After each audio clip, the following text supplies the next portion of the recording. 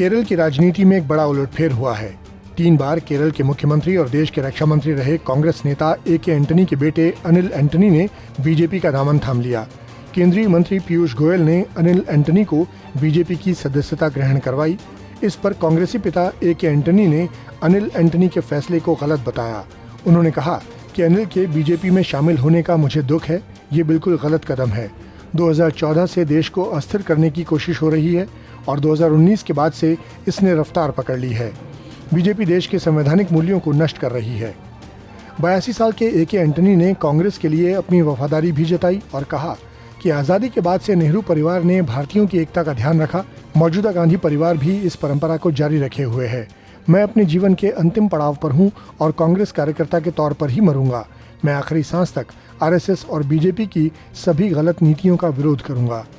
दूसरी ओर अनिल एंटनी ने कहा कि वो जीवन में सबसे ज्यादा प्यार और सम्मान अपने पिता का करते हैं और वो जीवन भर वैसा ही रहेगा। बीजेपी ज्वाइन करने को लेकर अनिल एंटनी ने कहा कि ये निजी संबंधों से हटकर वैचारिक मतभेद हैं। उन्होंने कांग्रेस की विचारधारा और पीएम मोदी के विजन को कुछ यूं समझाया।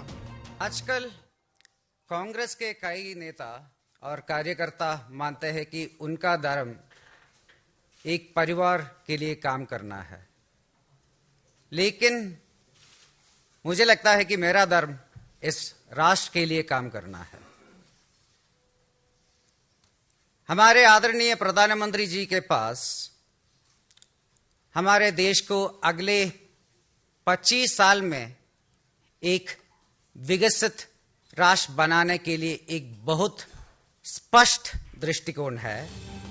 जनवरी में अनिल एंटनी ने कांग्रेस पार्टी से इस्तीफा दिया था क्योंकि उन्होंने बीबीसी की डॉक्यूमेंट्री का विरोध करते हुए एक ट्वीट कर दिया था।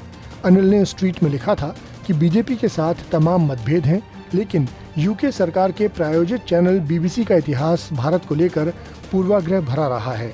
इसके अलावा इराक युद्ध की योजना बनाने वाले ब्रिटेन के पूर्व विदेश मंत्री जैक स्ट्रॉ के विचारों को भारतीय संस्थानों के विचार से ज्यादा महत्व देना खतरनाक है।